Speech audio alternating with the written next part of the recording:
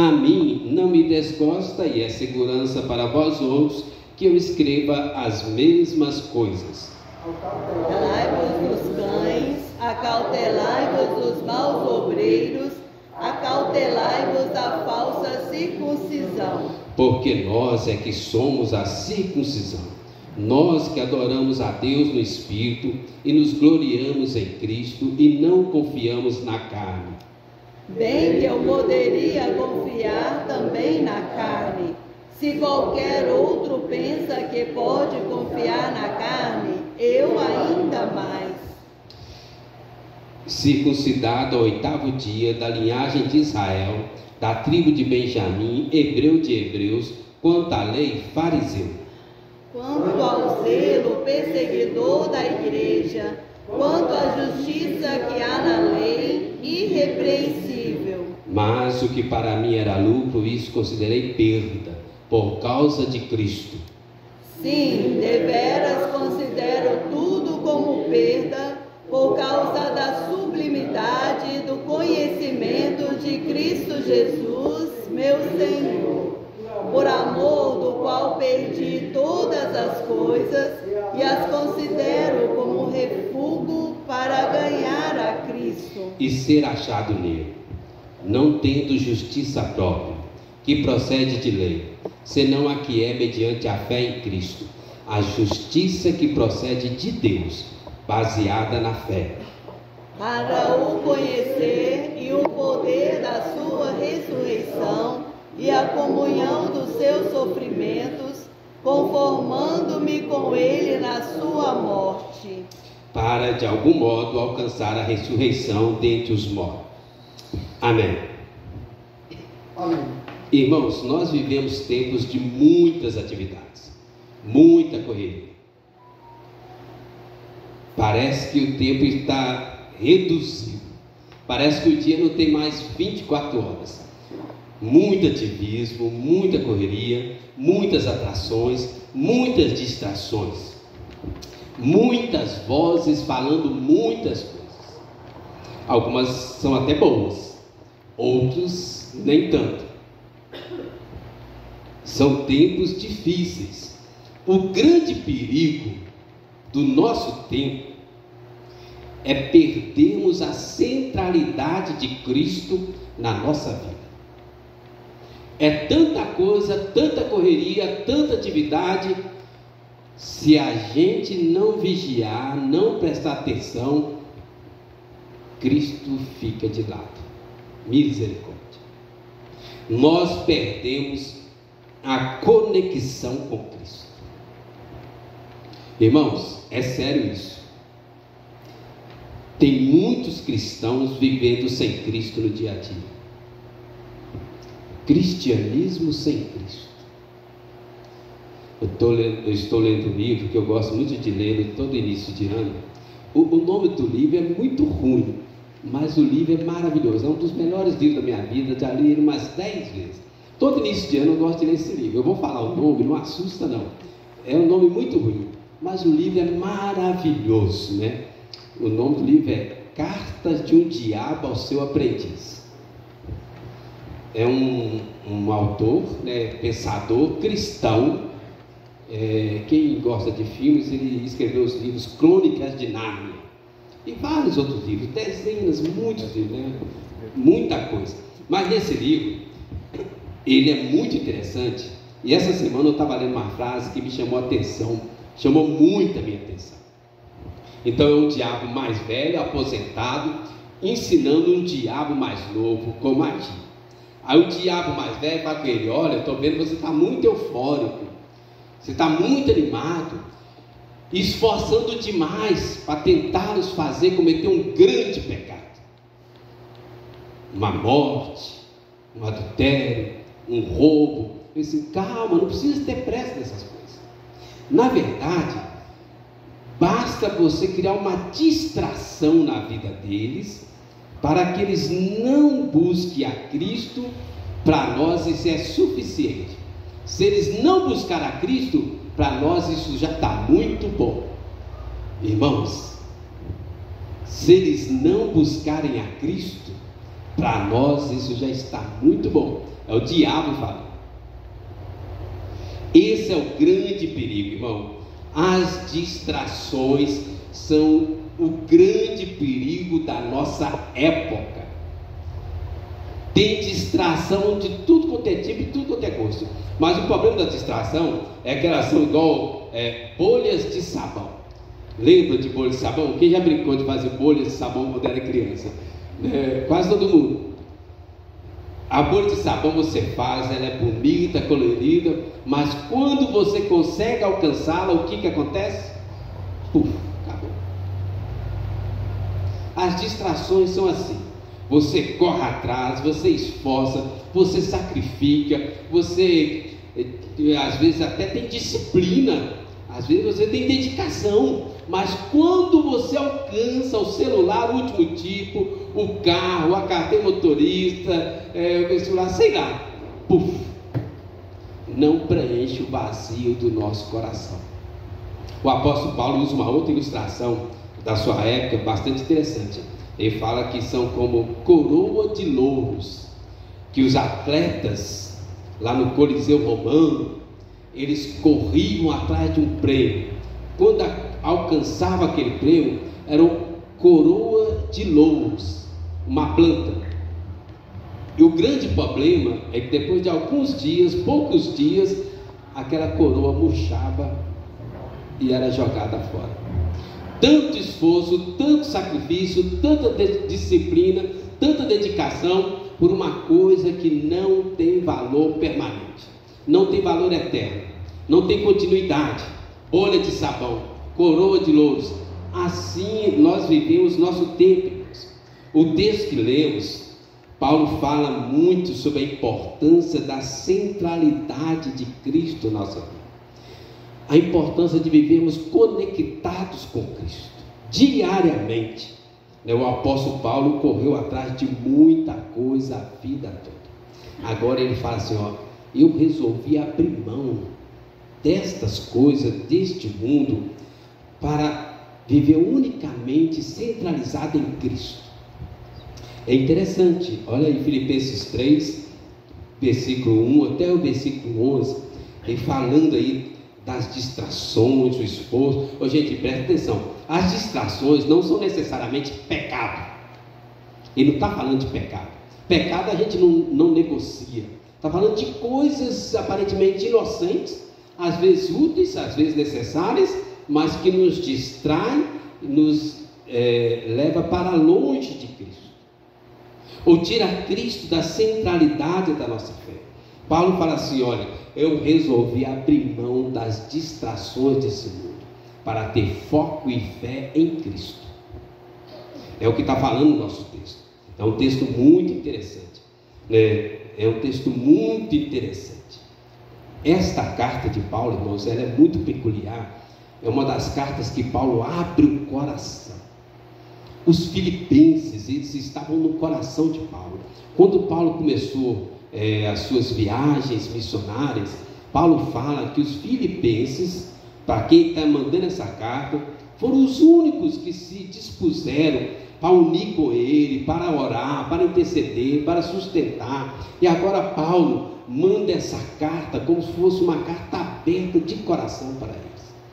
E Paulo fala coisas muito pessoais nessa carta. Olha aqui, olha o capítulo 4, para vocês verem como é que Paulo fala aos filipenses. Capítulo 4, versículo 14, ele fala assim, olha: todavia fizestes bem, associando-vos na minha tribulação, e sabeis também vós, ó filipenses, que no início do evangelho, quando parti da Macedônia, nenhuma igreja se associou comigo no tocante a dar e receber, senão unicamente vós outros. Paulo tinha uma dívida de gratidão muito grande com a igreja de Filipos, e por isso ele manda essa carta, e ele abre o coração nessa carta, fala coisas muito interessantes. Paulo amava profundamente aquela igreja, porque aquela igreja no início do ministério apoiou o ministério dele. Mas tem uma outra coisa interessante aqui nessa carta também, irmãos. Essa carta é chamada a Carta da Alegria. A palavra alegria aparece 16 vezes em 4 capítulos. Muito interessante. A palavra alegria vem da mesma raiz da palavra graça. A gente tem estudado aí na escola dominical. A palavra caris. E aí, irmãos, é interessante isso aqui, por quê? Os irmãos sabem onde Paulo estava quando escreveu essa carta? Na cadeia. Paulo estava preso e escreveu uma carta chamada a Carta da Alegria para uma igreja que ele ama profundamente. Ele estava na prisão por pregar o Evangelho. Agora ele escreve essa carta falando de alegria para uma igreja que passava muita luta, provação, privação, uma igreja que ele amava muito. Irmãos, presta atenção nesse detalhe aqui, ó. As circunstâncias da vida não podem determinar a nossa vida. As circunstâncias até podem influenciar. A cadeia não determinava a conduta de Paulo. Paulo estava na cadeia, mas estava falando de alegria, escrevendo sobre alegria, incentivando sobre alegria, né? As circunstâncias não o afetavam, ele não estava preso ali. Por quê? Eu quero chegar nesse ponto aqui, irmãos. Como uma pessoa na cadeia, injustamente, vai escrever para uma igreja que ele ama, falando sobre alegria? Como? O segredo está no tema da nossa pregação: a centralidade de Cristo na nossa vida. A nossa alegria está diretamente proporcional à nossa conexão com Cristo, à nossa comunhão com Cristo, entende? Quanto mais comunhão com Cristo você tiver, mais alegria e contentamento você terá. Quanto menos comunhão com Cristo você tiver, menos alegria e contentamento você terá. O que define o nosso dia a dia não são os bens materiais, as coisas, as posses, o lugar. Uma pessoa pode estar morando lá no Mangabeiras e estar triste. E eu conheço muitas pessoas aqui da região leste, às vezes com poucos recursos materiais, e contentes, alegres, satisfeitos. Poderia dar uma lista enorme para vocês. Então, irmãos, estão entendendo onde eu quero chegar? A importância da centralidade de Cristo na nossa vida. Isso é mais importante do que dinheiro, isso é mais importante do que saúde, isso é mais importante do que bens materiais. A conexão com Cristo é mais importante que tudo. Então eu queria compartilhar 3 pontos importantes aqui, nesse texto para nós aqui, para que nós tenhamos uma conexão constante com Cristo e possamos desfrutar de uma vida em abundância. Ok? Então, versículo 2, irmãos. Primeiro ponto nosso aqui, olha: cuidado com as distrações das falsas religiões. Olha o versículo 2, vamos ler juntos?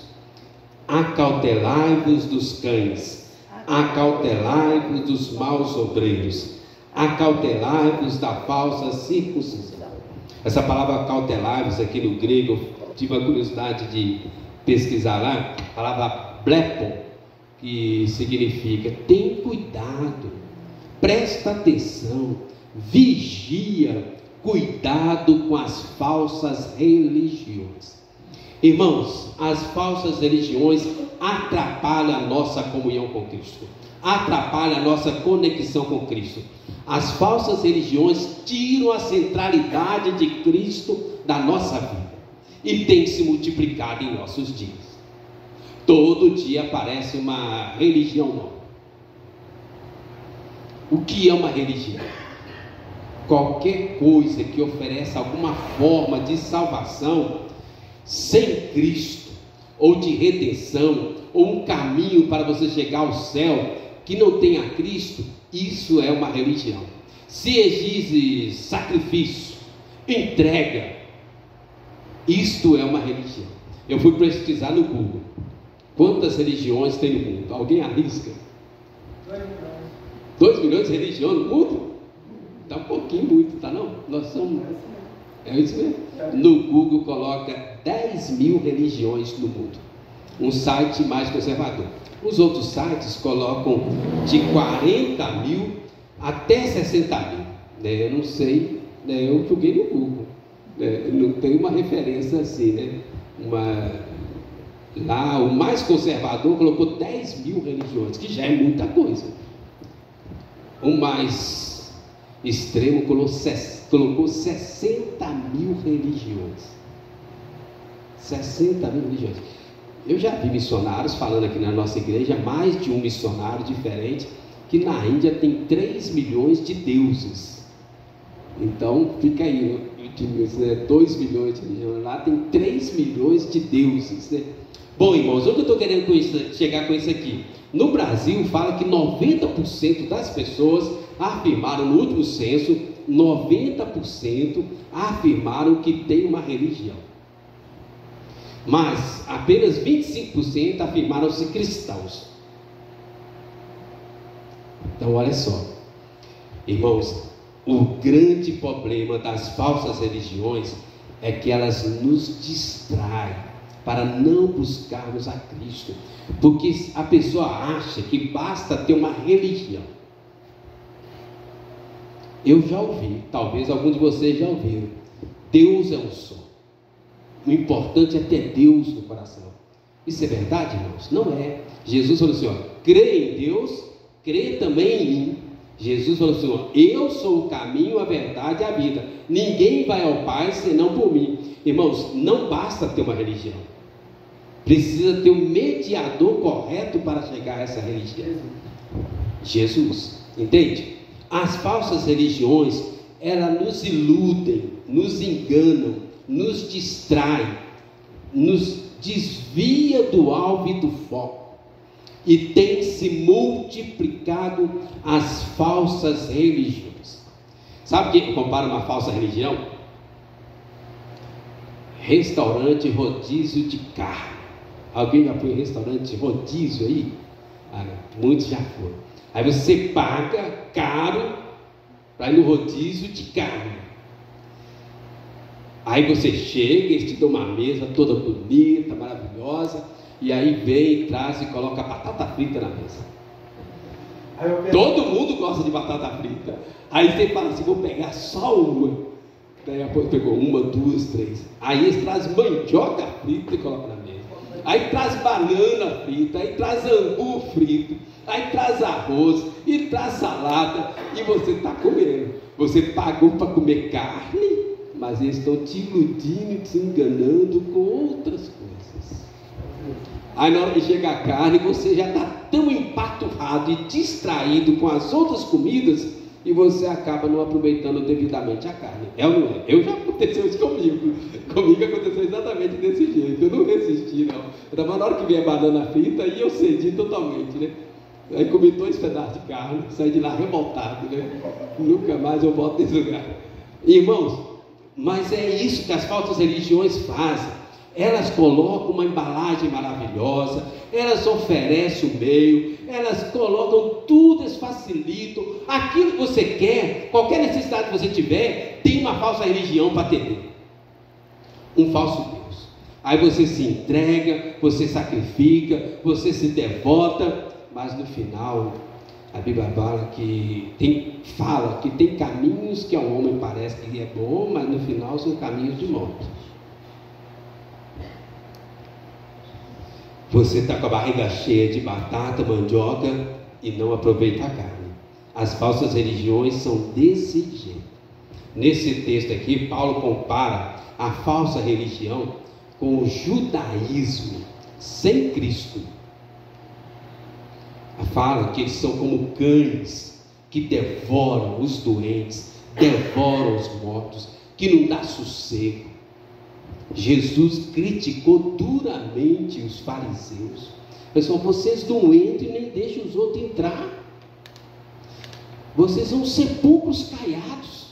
João Batista falou, né, raça de víboras. Porque a falsa religião, irmãos, é pior do que não ter religião nenhuma. Porque se a pessoa não tem religião nenhuma, o vazio dentro do coração, algum momento vai obrigá-la a procurar uma religião. e ela pode encontrar a religião verdadeira. Mas se a pessoa tem uma falsa religião e ela se acomoda, se ilude, se distrai, ela vai ficar ali o resto da vida sendo cozinhada, com todo respeito, né? Cozinhada em banho-maria para o fogo do inferno, porque ela fica ali iludida, enganada, não se posiciona, não tem uma postura, não faz nada. Irmãos, as falsas religiões são a porta larga. Desde que você seja dessa religião, você pode fazer o que quiser. Não exige uma mudança radical, abrir mão. Mas as falsas religiões também não têm salvação. Vamos mais um segundo ponto aqui. Primeiro, as distrações das falsas religiões. Segundo, a distração da capacidade própria. Misericórdia. Ateus, ricos, pessoas que lutaram e conquistaram, esforçaram e obtiveram alguma coisa com esforço próprio. Olha o versículo 4 até o versículo 6, Paulo falando dele. Paulo era desse grupo aqui. Ele achava que ele era muito bom. Olha tudo que Paulo tinha. Versículo 4. Vamos ler? Vou ler o versículo 4, vocês lêem o 5.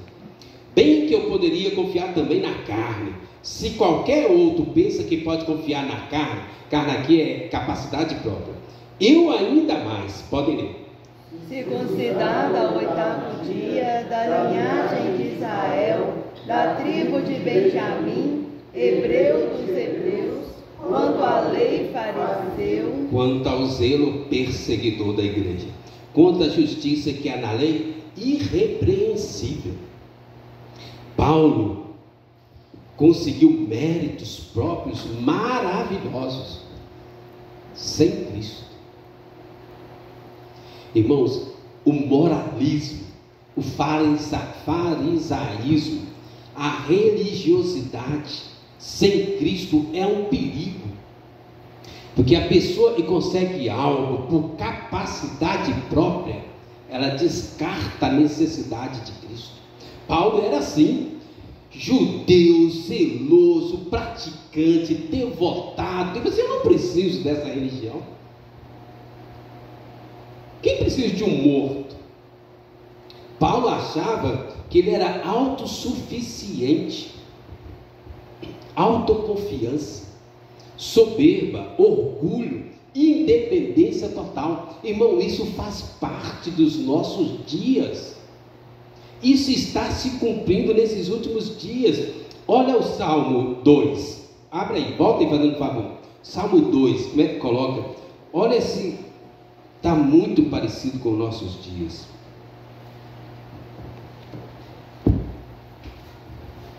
O Salmo 2, versículo 1 até o 5, olha como é que fala. Por que se enfurecem os gentios e os povos imaginam coisas vãs? Os reis da terra se levantam, os príncipes conspiram contra o Senhor e contra o seu ungido, dizendo: rompamos os seus laços, sacudamos de nós as suas algemas. Ri-se aquele que habita nos céus, o Senhor zomba deles. Na sua ira, a seu tempo, lhes há de falar, e no seu furor os confundirá.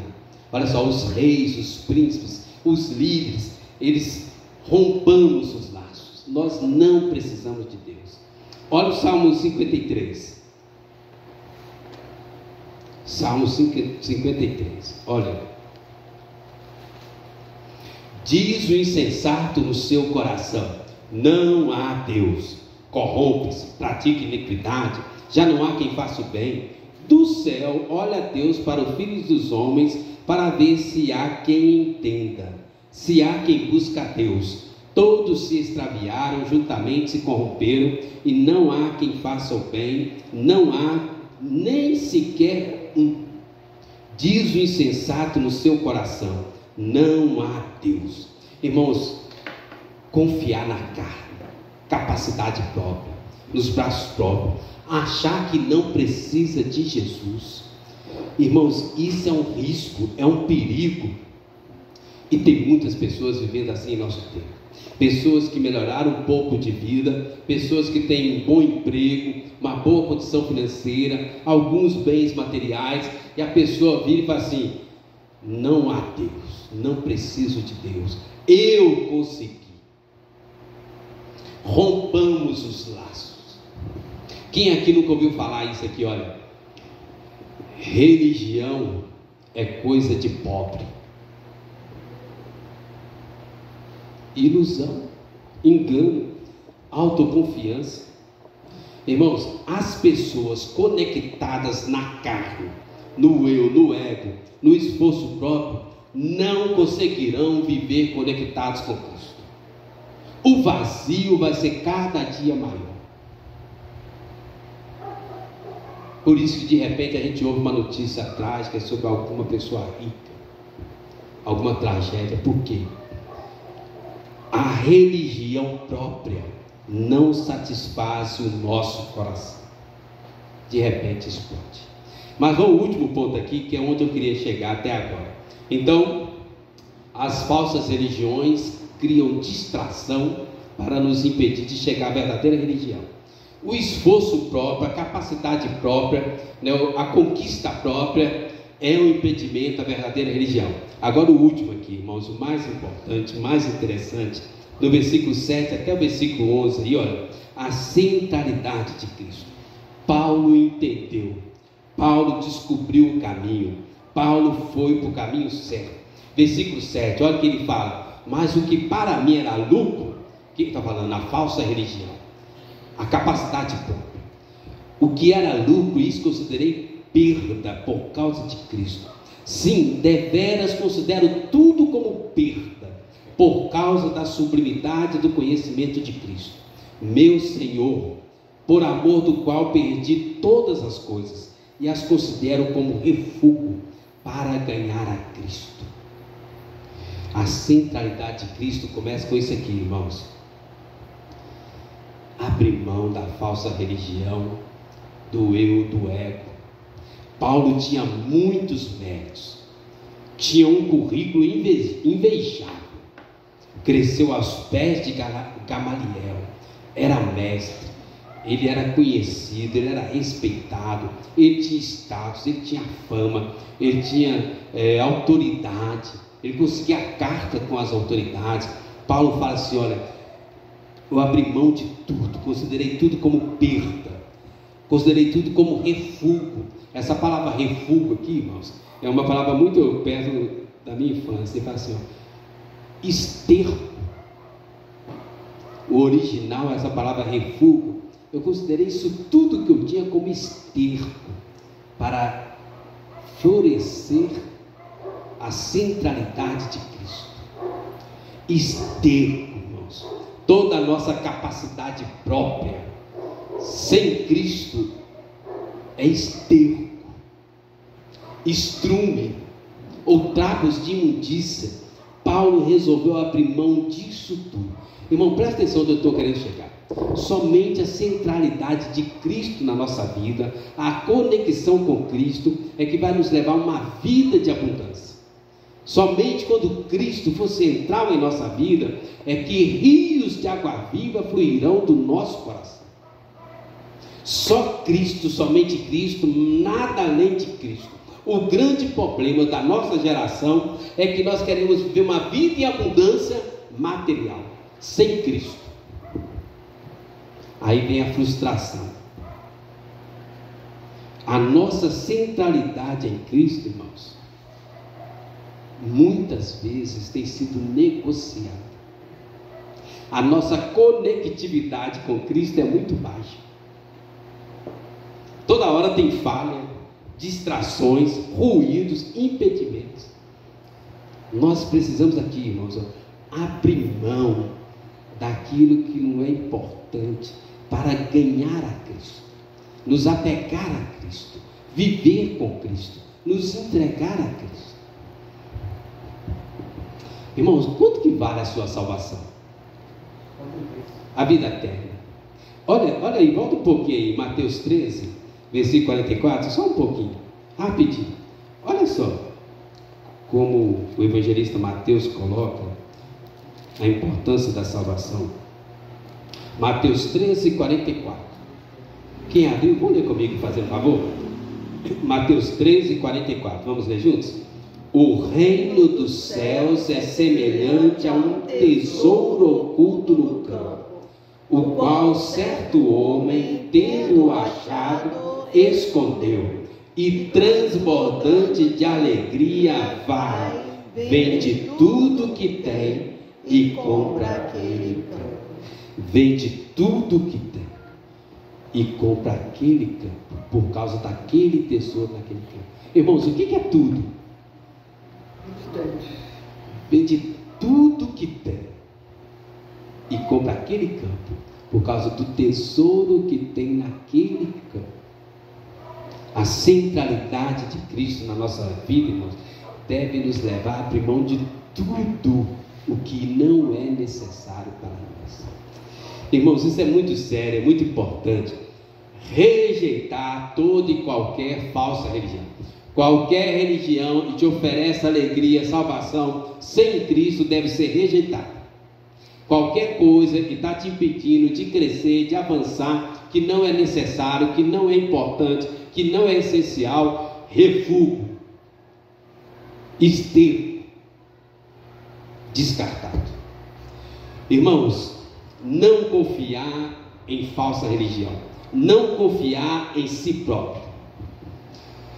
Pastor, como eu sei se eu estou seguindo uma falsa religião ou estou seguindo a mim mesmo? É simples, faça uma pergunta. Esta religião me aproxima de Deus ou me afasta de Deus?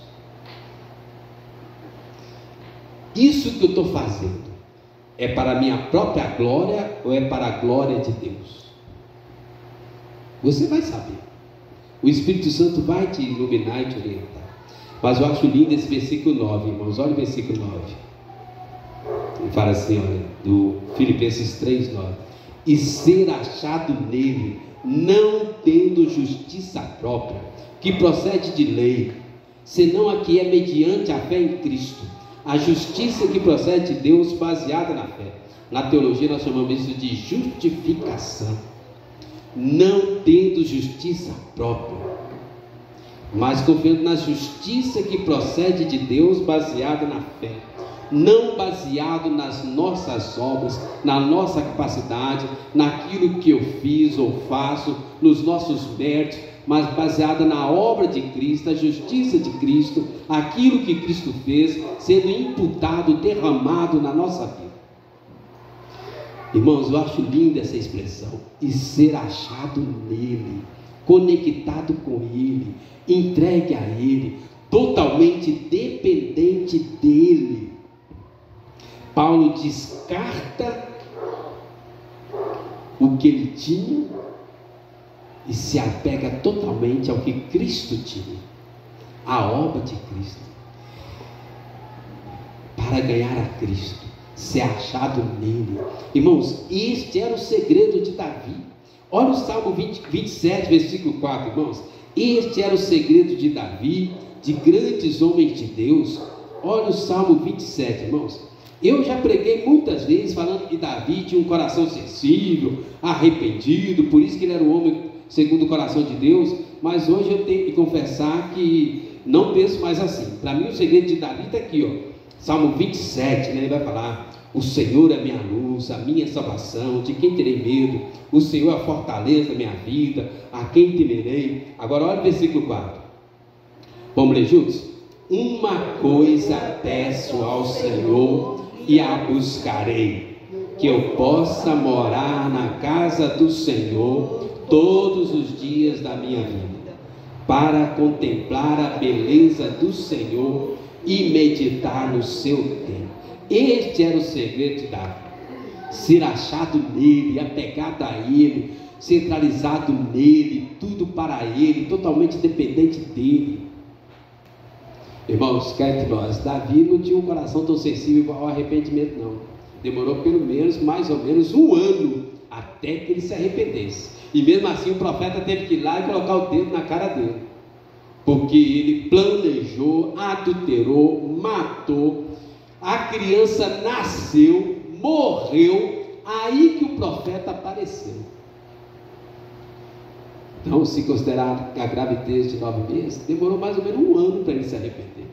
Mas isso aqui era central em Davi, ser achado nele, conectado com ele, totalmente entregue a ele. A minha vida depende dele. Davi era totalmente centralizado em Deus. Paulo fala que esse é o segredo, irmãos: conexão com Cristo, ser achado nele. Olha o versículo 10. Versículo 10 na teologia a gente chama isso de santidade, ou santificação progressiva, para o conhecer e o poder da sua ressurreição e a comunhão dos seus sofrimentos, conformando-me com ele na sua morte, para de algum modo alcançar a ressurreição dentre os mortos. Santificação, para ganhar a Cristo, ser achado nele, para o conhecer. Irmãos, essa palavra conhecer é muito interessante. Às vezes eu posso falar aqui assim, eu conheço o André, conheço, reverendo André, pastor e governador Valadares, mas eu posso falar assim, eu conheço a Sandra. É diferente.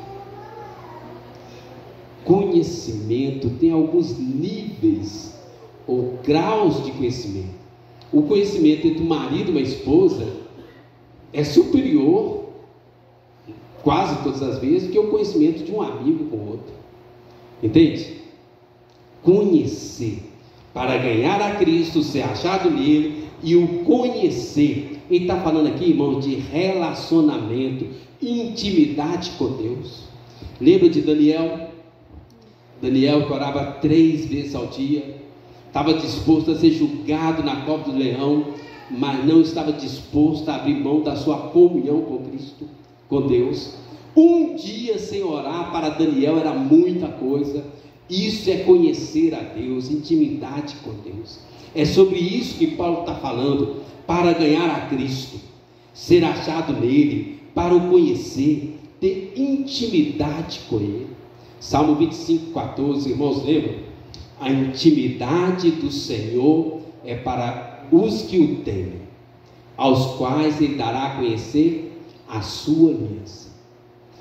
Conhecimento aqui, irmãos, não é conhecimento intelectual, teórico, acadêmico. Para o conhecer significa para ter um relacionamento diário, real com Cristo, intimidade com Deus, vida com Deus, relacionamento com Deus. Este é o anseio da alma do apóstolo Paulo, para ganhar a Cristo, ser achado nele e o conhecer, e ter intimidade, aquela intimidade de Davi, de Daniel. Olha aí para você ver que eu não estou exagerando. Volta ao capítulo 1 de Filipenses aí, versículo 20, olha: segundo a minha ardente expectativa e esperança de que em nada serei envergonhado, antes com toda ousadia, como sempre, também agora será Cristo engrandecido no meu corpo, quer pela vida, quer pela morte, porquanto para mim o viver é Cristo e o morrer é lucro. Irmãos, é sobre esse tipo de conhecimento que Paulo está falando. Para ganhar a Cristo, ser achado nele e o conhecer, e conhecer o poder da ressurreição, relacionamento, intimidade, vida com Deus. Vida com Deus. Centralidade de Cristo. Conexão com Cristo. Vida em abundância. Rios de água viva fluindo do meio de nós. Amém? Então, para concluir, alguns desafios. Primeiro, receber Jesus no coração. Se você ainda não recebeu Jesus, você precisa receber Jesus no coração. Entregar a sua vida para Jesus. Pedir Jesus para entrar na sua vida, mudar a sua vida, fazer uma nova vida na sua vida. Segundo, orar diariamente.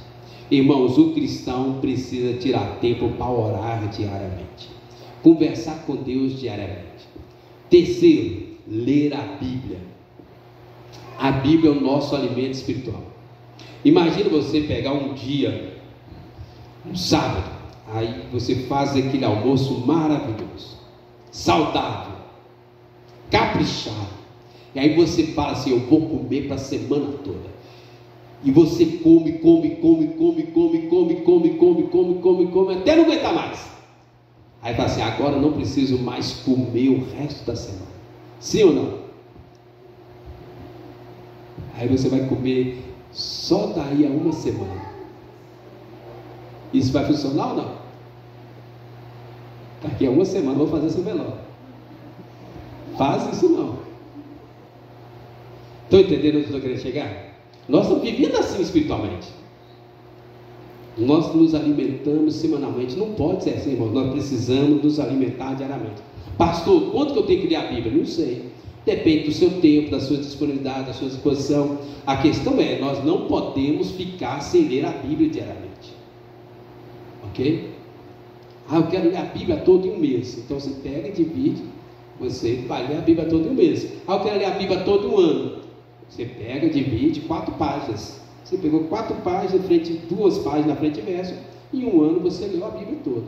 Quero ler a Bíblia toda em 2 anos. 2 páginas por dia. Uma página do outro lado. 2 páginas. Você vai ler a Bíblia toda em 2 anos. Nós não podemos ficar sem nos alimentar. Então, receber a Cristo, orar diariamente, alimentar-se da palavra diariamente. Amém? Então vamos orar, irmãos? Que Cristo seja centralizado na sua vida. Uma